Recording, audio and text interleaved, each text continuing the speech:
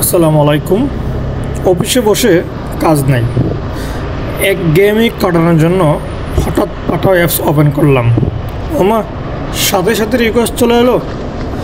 সত্যি বলতে কি, অবসরকে কাজে লাগানো মজাই আলাদা। সময়ও কাটে, আবার ইনকামও হয়।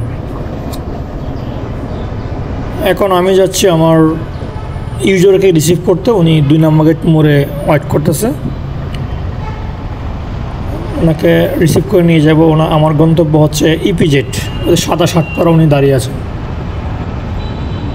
আসসালামু আলাইকুম।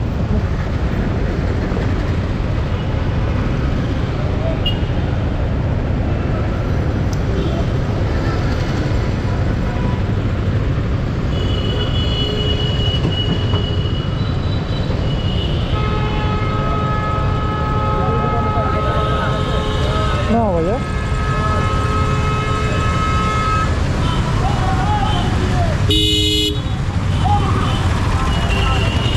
ইপিজেডের ভিতরে তো নর্মালি ঢুকে যায়।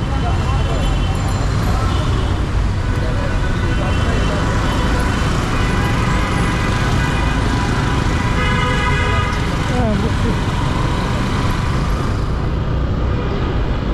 ইপিজেডে নর্মালি ঢুকতে দেয় না। আমি তো প্রচুর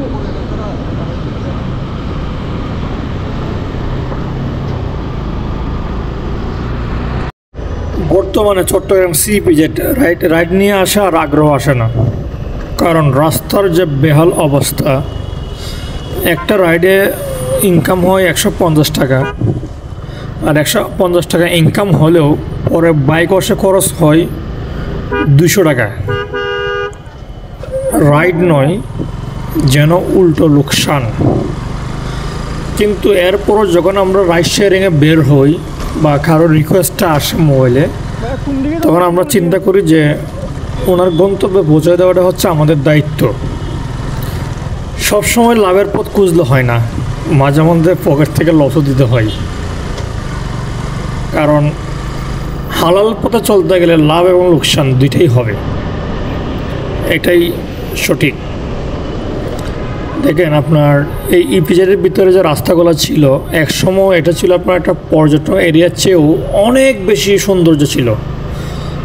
কিন্তু বর্তমানে এই রাস্তাগুলো এমন পরিস্থিতি হয়ে দাঁড়াইছে যেখানে আপনি নর্মালি হেঁটে যেতে আপনার কষ্ট হয়। চোখে দেখলে এটা চোখের লজ্জা হয়। কর্তৃপক্ষরা কেন রাস্তাগুলো এই অবস্থাগুলো আমরা জানি না। তবে আমি চিটাগং সিটি কর্পোরেশনকে বলবো, কারণ যেহেতু ওয়াসার 5 জন্য আপনার রাস্তা করছে, তো ওয়াসা অবশ্যই থেকে পেমেন্ট করে দিছে। তো সিটি কর্পোরেশনের দায়িত্ব রাস্তাগুলো সঠিক করে ঠিকঠাক করা। যাক, আমি হয়তো আমার গন্তব্যে চলে এসেছি। আমার রাইডার নেমে যাবে এখানেই।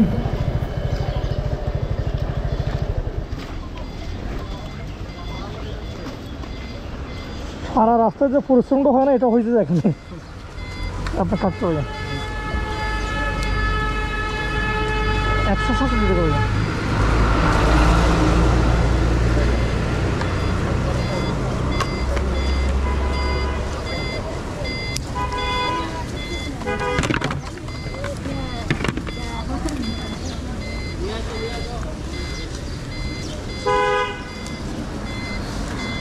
আসসালামু আলাইকুম।